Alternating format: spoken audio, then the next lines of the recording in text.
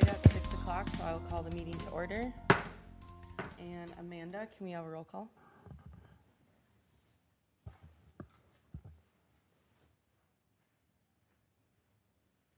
I'd be happy to help. Okay, thanks.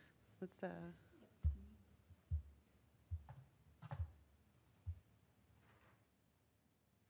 Councilmember Miller, Here. Councilmember Erickson, Here. Councilmember Larson, Here. Acting Mayor Valento. Yes. A note for the record that Mayor Roberts is absent this evening. And for all those in attendance and for all those who can stand, please join us for the Pledge of Allegiance. I pledge allegiance to the flag of the United States of America and to the republic for which it stands, one nation, under God, indivisible, with liberty and justice for all.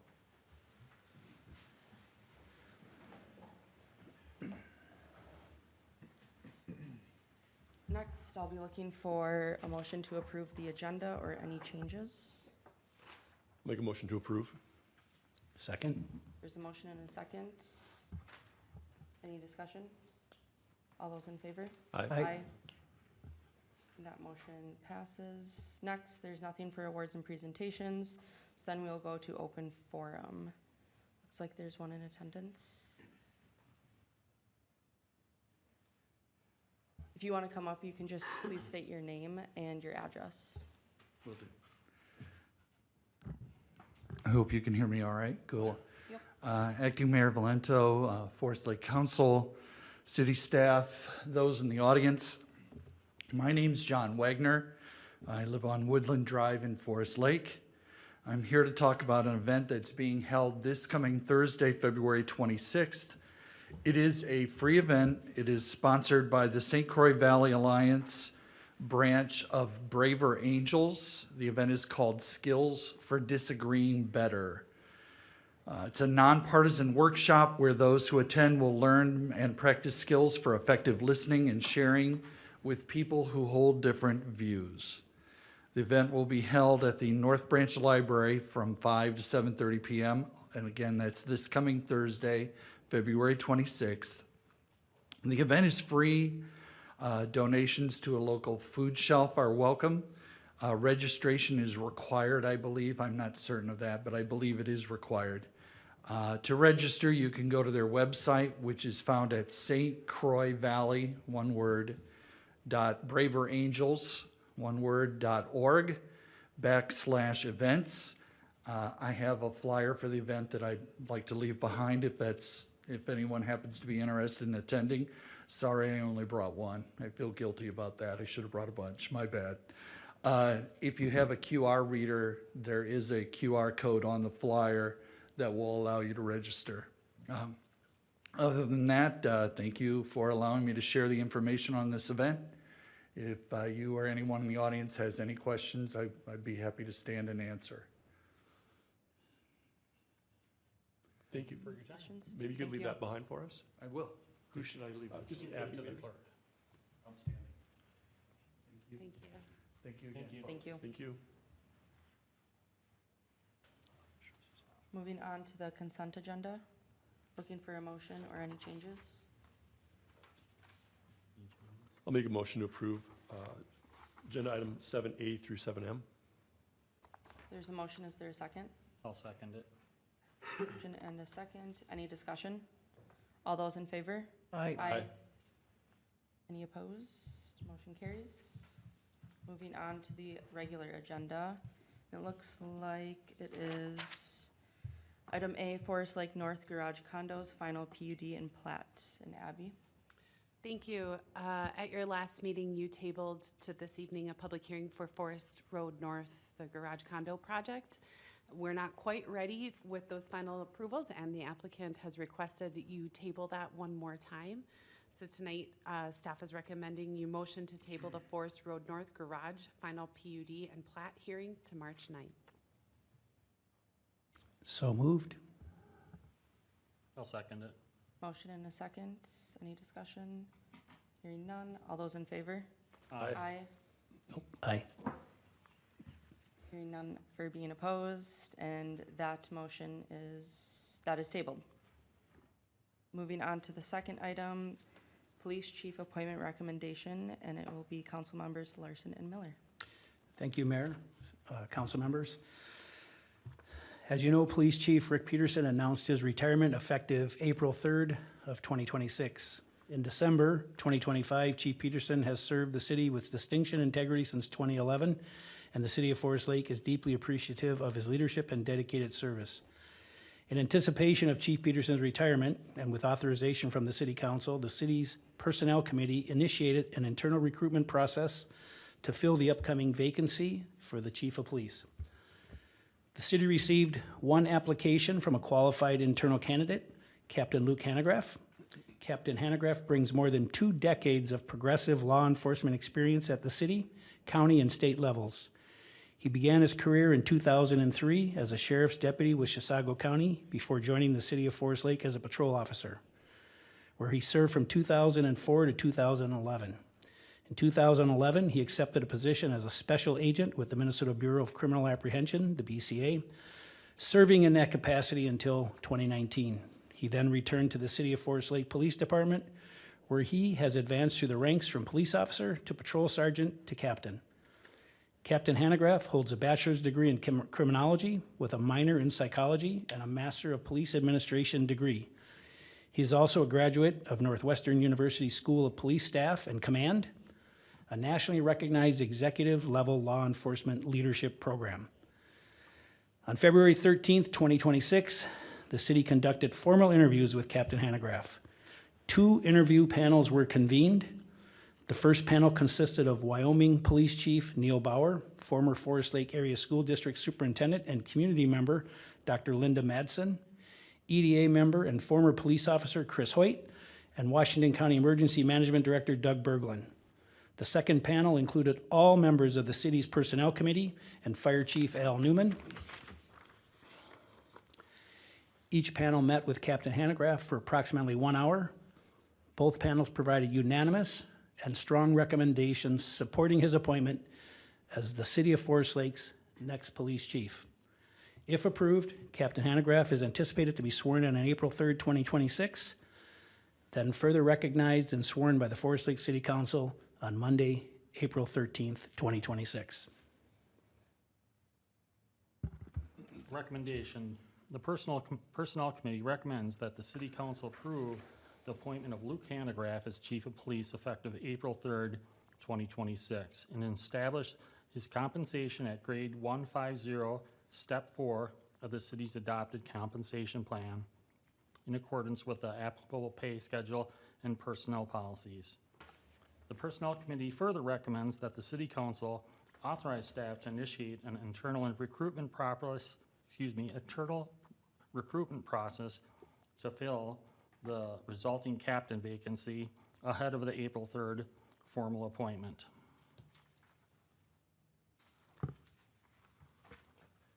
At this time, I'd like to make the recommendation to City Council based upon those 2 committees to council for the recommendation for the hiring as Chief of Police, Captain Luke Hanegraaff.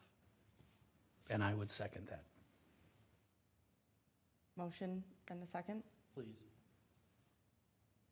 Any discussion? I would just say, you've been an amazing part of the team in Forest Lake, and I'm excited to see this come before this council. Congratulations.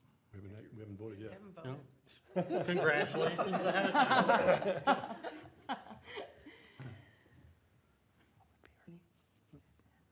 time. Motion and a second. All in favor?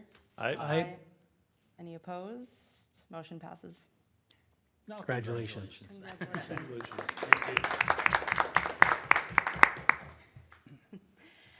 Moving on to item C, meeting refresh, phase 2, award recommendation, Dave Adams.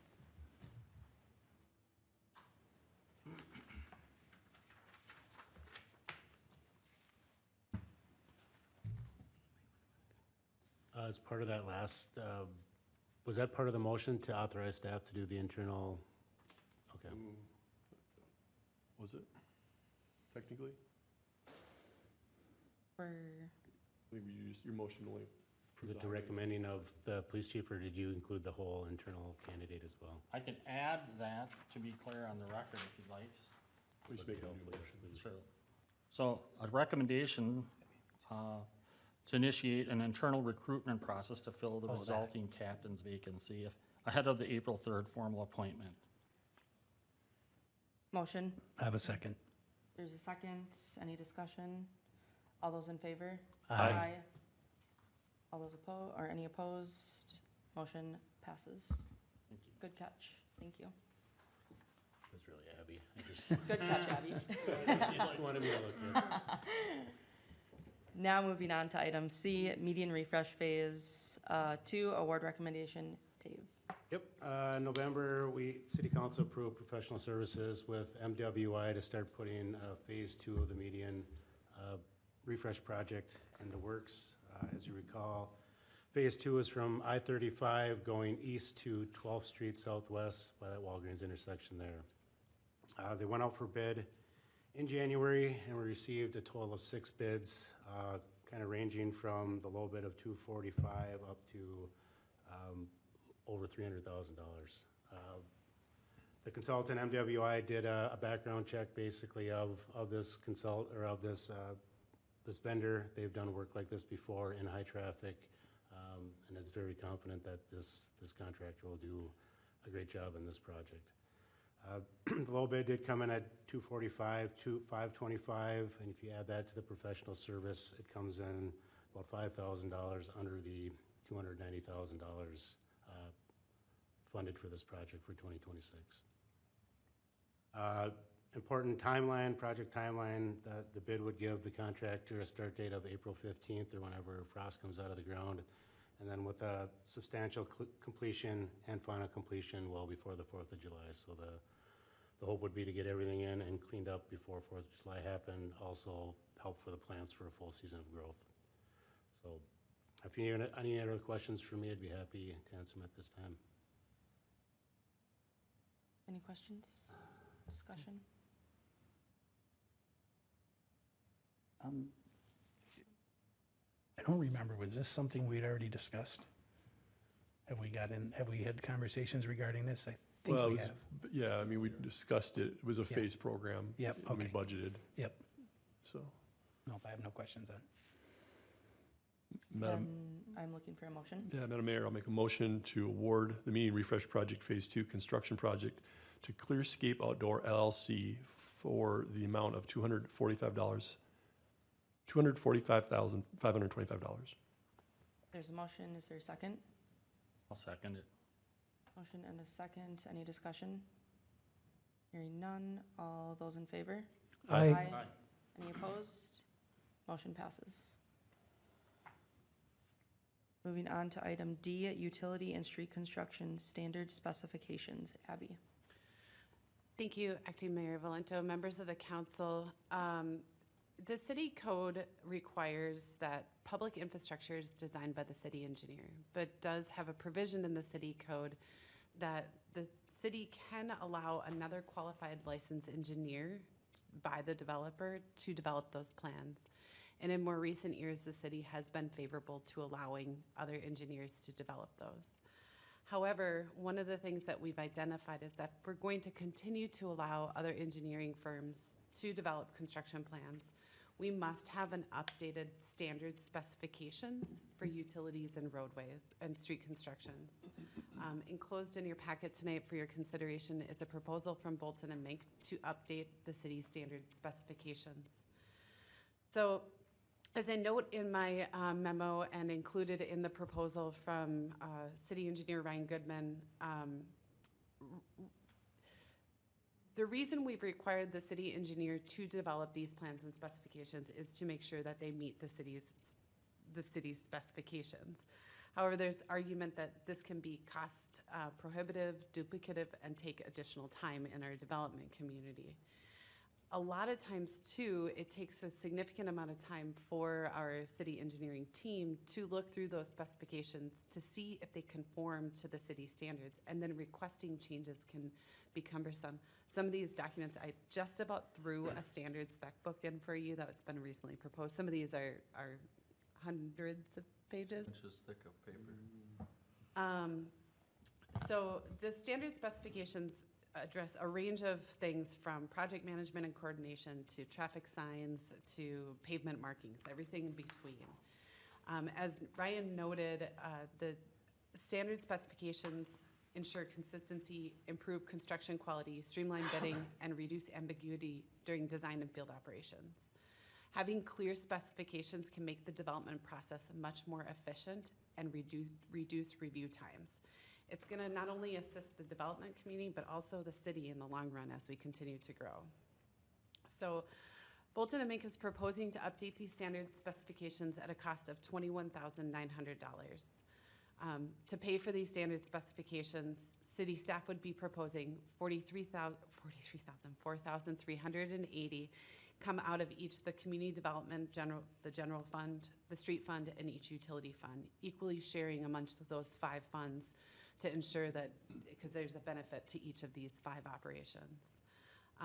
So staff is asking that you consider this tonight, and we would recommend the city council move to approve the Bolton & Mink standard specifications for utility and street construction proposal at a cost not to exceed $21,900.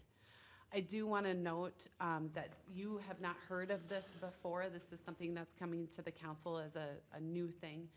Each of our budgets do have line items for professional services for these types of things that come up mid-year. We do have quite often times where we need to engage with services for updates to different documents or new studies. And this is coming up now because we're getting more and more requests from the development community for them to develop the engineered plans and specifications. And we believe that qualified engineering firms can do this, but we do want to put some parameters that at least one component of it we've done and we just hand off to them. So it ideally will help them save money and time in the long run. Ryan is here to answer any questions you have. Same with Dave. Happy to answer any you might have regarding this. Thank you, Abby. Any questions? Yep, Ryan. So I do know what Abby's saying is we have a lot of developers that have their own engineering firms that they like to work with and want to use them. So Bolton & Mink's job would be to put together more of a basic guideline of our city ordinances and rules and regulations, whatever it might be regarding the construction and development. And then they would basically have their engineers work off of those guidelines. And then I'm assuming it would come back to our engineers to review. Is that kind of what the process would be?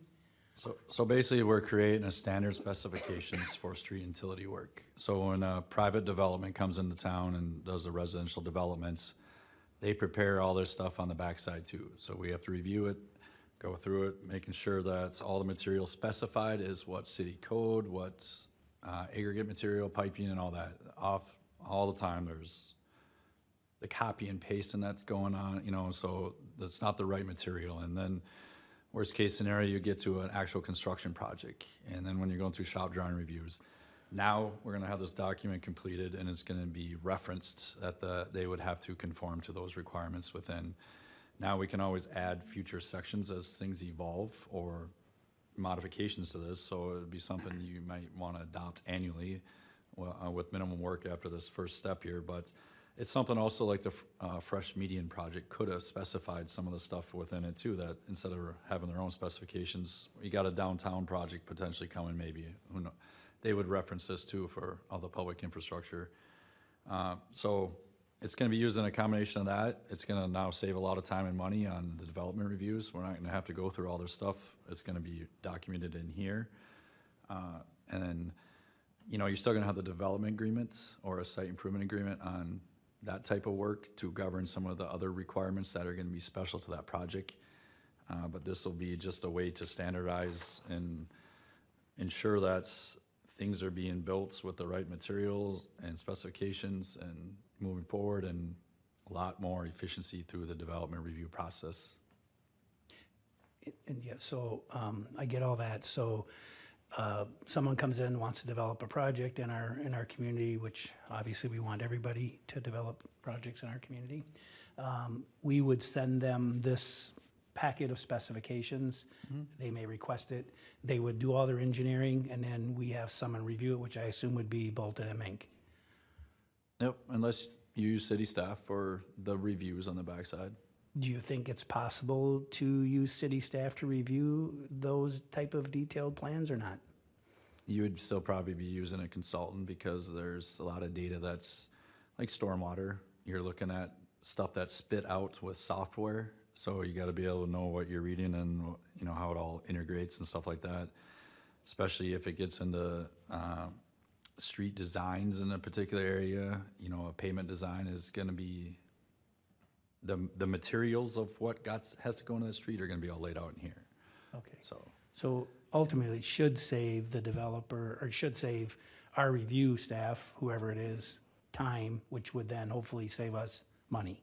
Yep, instead of them having to write that standard specifications for the street utility projects that they're proposing on during the development process, you know, through preliminary plat and final plat review, that'll already be done. They'll just reference that. Now, if for some reason there's something really special out there that's not gonna be in here as a standard specification, then you would just add to it as with a special provision, part of the specification manual.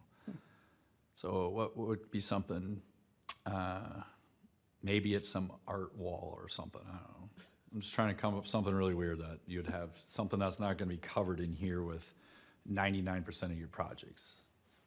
Councilmember makes Miller, if sense. I might be able to elaborate, I know we've used the phrase standards a lot. These are the technical specifications of how things are built, right, our public infrastructure.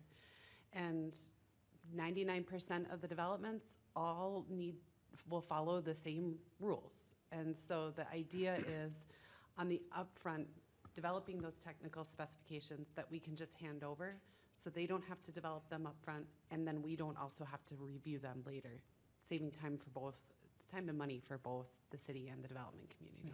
Yeah, it makes sense. So like community, I just bring these communities up because I actually have Cottage Groves in my car right now. So Okay. big manual, Woodbury, Cottage Grove, Apple Valley. I mean, all those communities have a standard specifications that they're referencing to be incorporated, to be used in the project approvals of conditions, so. Makes sense. Any other questions? Then I will be looking for a motion. Madam Mayor, I'll move to approve the Bolton and Mink standard specifications for utility and street construction proposal for a cost not to exceed $21,900. There is a motion. Is there a second? I'll second it. Any discussion? Hearing none. All those in favor? Aye. Any opposed? Motion passes. Moving on to item 8E, the last one on the regular agenda, which is outdoor facilities study. Dave? Yep, acting mayor and council, city staff, myself and Kyle have been meeting with the school district over since June, July, meeting with them with the key objective of trying to figure out what athletic facilities we have and what athletic facilities they have, how they interlap, how we're doing maintenance, just a whole bunch of things, and trying to figure out a way to either share maintenance costs or to quit duplicating things, or are we building too many fields? Are we building too many soccer fields? Do we not have enough baseball fields? The whole gamut of looking through that, on top of trying to figure out the users of community ed, on top of FLA, on top of other schools that are not in the district. So we've been working through that, coming up with a lot of information, but we just really don't know how to organize that very well, and what's the difference between a premier field and a practice field? What is my definition versus the schools? A lot of stuff going on.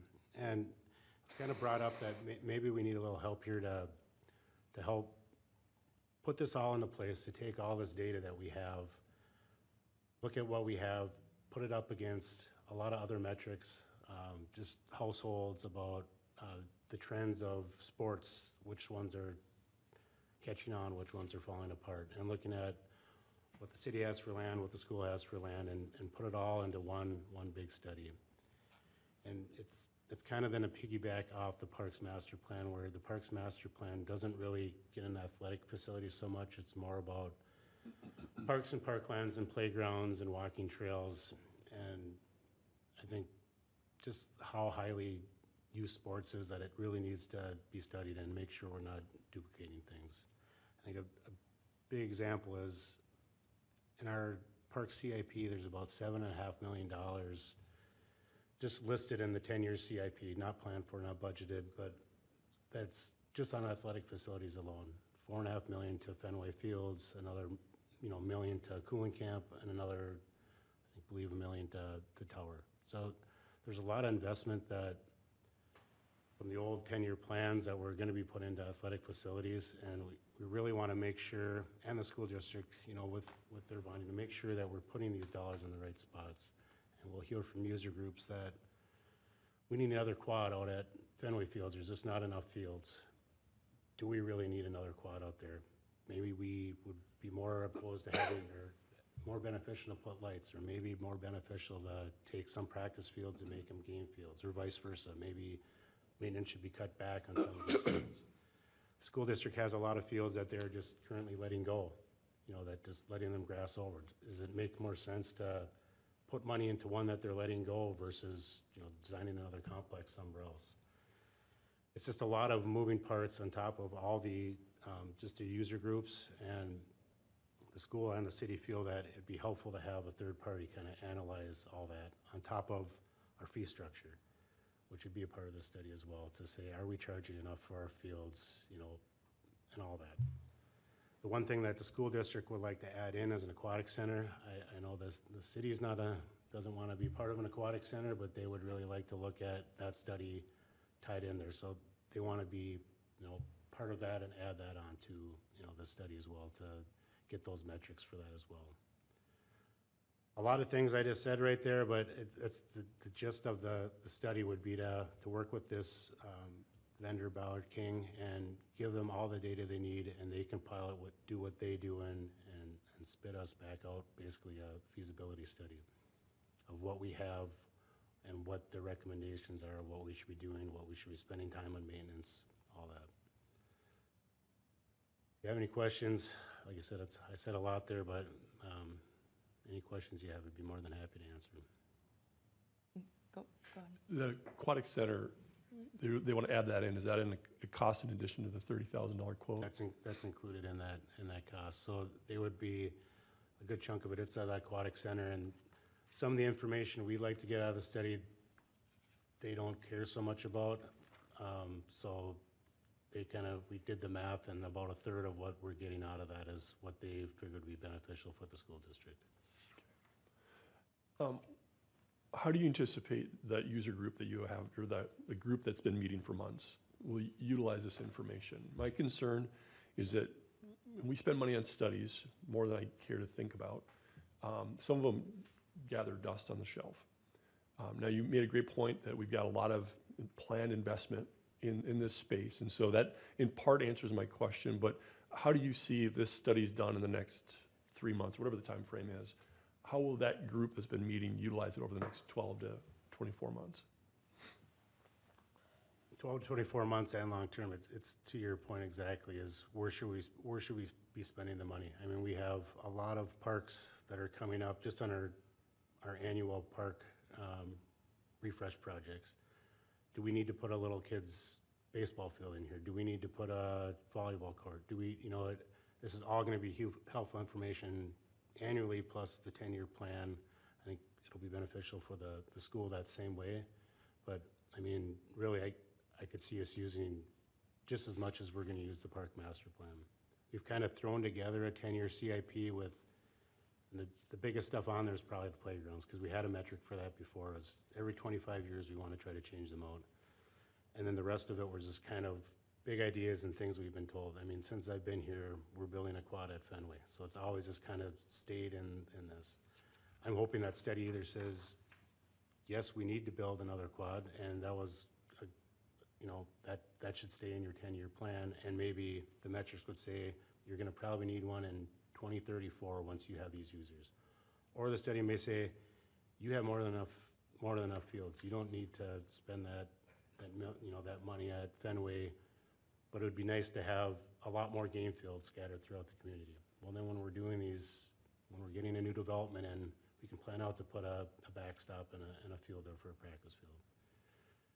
So I think it is a steady rate, but I think it's gonna be very beneficial. And just the fee structure. We're looking at another, a lot of it, you're looking at another person's website and say, what do they charge for field rates? I mean, that's how you justify your field rate. If you have a third party that's analyzing a whole bunch of different, rate structures and you have that information, you'll gain revenue back that way as well.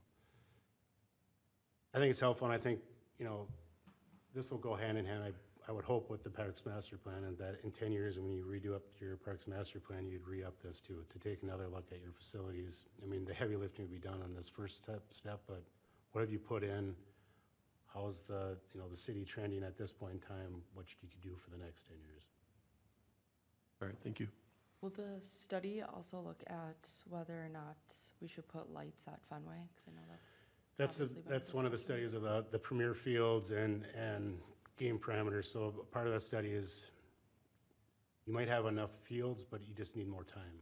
Where lights would add, you're kind of gauging game time is between 5 and 9. Well, if you could extend every night till 10 o'clock or 10:30 or weekends all the way till night, the investment in lights may be cheaper than building 4 more fields. It's going to do all that kind of math through that. Or you might, for the school district as well, maybe one of their complexes should get lights versus, adding additional fields. I think that's where it's helpful. It's going to help you figure out what you have a lot of, what you don't have enough of, and how you can put it all together without duplicating things. Any other questions? If not, then I'm looking for a motion.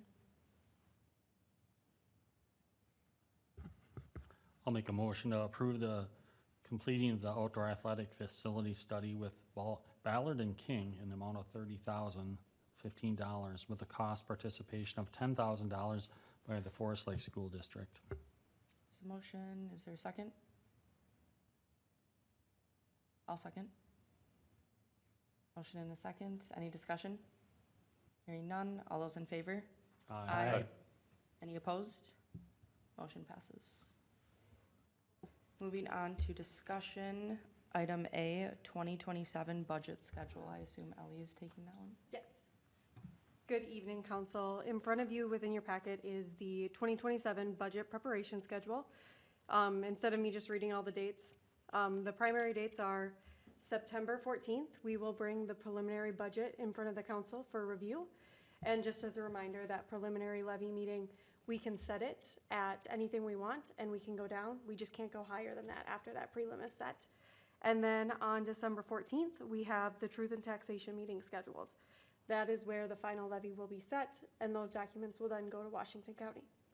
Another important thing to note along with the schedule, it provides 9 opportunities for citizens to come in and speak on what they see those priorities being and what their recommendation is or thoughts on the budget. And then with that, there will also be a survey scheduled. Any questions on the schedule? I have one question.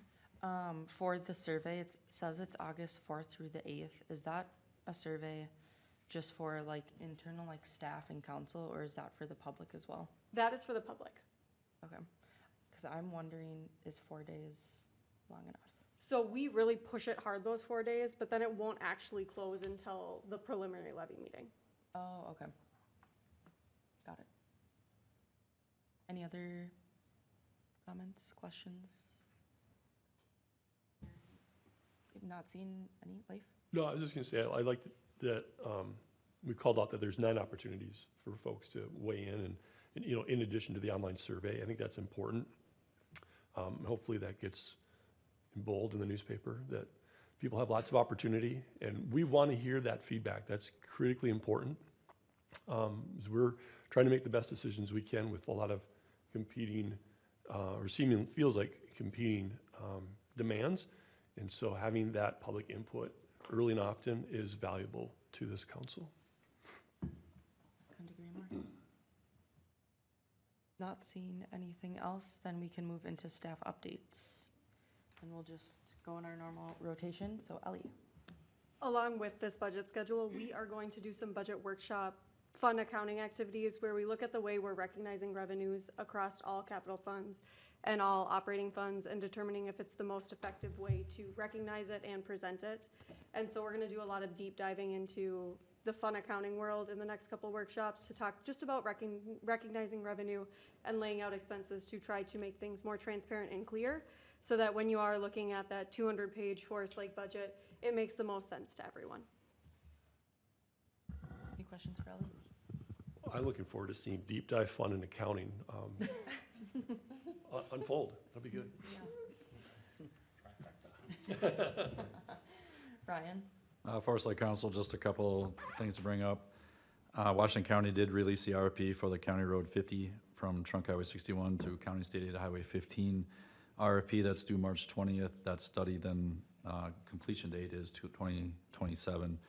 But there will be a lot of public engagements. We did submit a handful of comments to be included into that RFP, and they added all those comments other than one into that, so that'll be a benefit to what we were looking for with that, all the development in that area too.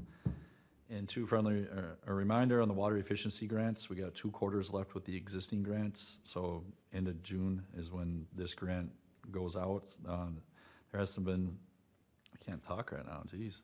There has been some email coordination with a future water efficiency grant coming out again too for 2026 to 2028. So keep you posted on that as well. That's all I got. Thanks. Any questions for Ryan? Amanda? No updates. Yeah, I just have a few updates. You might have seen in your weekly update that Community Thread, they operate a volunteer driver program for senior rides within the community. They are doing some informational sessions in March, trying to recruit additional volunteer drivers. It's a flexible program, but we're trying to help get the word out of just how we can maybe help expand that program. It sounds like they have more demand than drivers. It isn't a free service. The people who need rides do pay, but the volunteers do that on their own. So if you know of anybody, please share that within your networks. I also wanted to let you know that earlier today we had an internal meeting. Staff met with our engineering water resources team to look at watershed district rules in both Rice Creek Watershed District and Comfort Lake Forest Lake District in anticipation of their regulatory changes they're going to contemplate this year. Tomorrow we will have representation at the Rice Creek Watershed District Regulatory Partners meeting who's going to advocate for some of the potential policy changes. But I anticipate that in your March workshop, we'll be having a discussion on some of those policy points and how we continue to advocate for potential rule changes that help benefit the city of Forest Lake and our development community. And then lastly, the Planning Commission this week will be holding a hearing on Hidden Creek South. That's a preliminary plat of new single-family dwellings or new single-family neighborhood extending from the existing Hidden Creek. Will wrap back around to the parkway, a parkway extension, and then new single-family residential on the east side of the expanded parkway. You've seen the concept plan. We held a neighborhood meeting last week or the week before, and there was one person other than the landowners that showed up. So it sounds like, or it appears that the neighborhood might understand what's going on and be supportive. But there is that public hearing later this week on Wednesday. Any questions? Questions? Not about that, but you did mention the March workshop. Are we contemplating moving that date? That is being contemplated. I believe Jolene will have that on your next regular meeting agenda for formal action to move that. Thank you. Dave?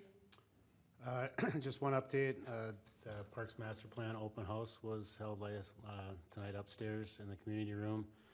Decent turnout. We're also having a online survey that's closing in on 500 responses. So we're getting some good feedback for the master plan. That is about 3/4 of the way through. Hopefully we'll be at the April Parks Commission for recommendation for approval and then be at the City Council level probably at the beginning of May. That's all I have for tonight. Any questions for Dave? Soon to be sworn in Police Chief Hanegraaff. Thank you, Madam Mayor and Council. I just want to say I appreciate the support from the council for allowing us for the additional staff. You could see in your consent agenda that we gave 5 conditional offers. That's 5 out of 6 for this year. We'll stagger start them, and we'll hopefully have them all on board and off on their own by July 4th. That's very exciting. We also have our newly funded police administrative assistant started. That is working out very well. And then also Saturday, we have the Rotary Plunge, and we have a team from the city that will be jumping. And fortunately, I'll get to jump twice with the city and with the Forest Lake High School softball team. Any questions? Are department heads jumping? Dave? Lucas, he's representing all department heads by now. That's the initiation. Yeah. Very exciting. Any questions? Hearing none. Amanda? No updates. Cool. Then we will go into mayor and city council updates, and we'll start with Councilmember Miller. I have none, thank you. I'll just go with myself since I'm only acting mayor.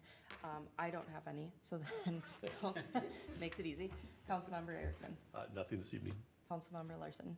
I'd like to echo Abby's comment. There is a planning commission meeting on Wednesday at 6 o'clock. And then with that, there's nothing else on the agenda, so I will adjourn the meeting.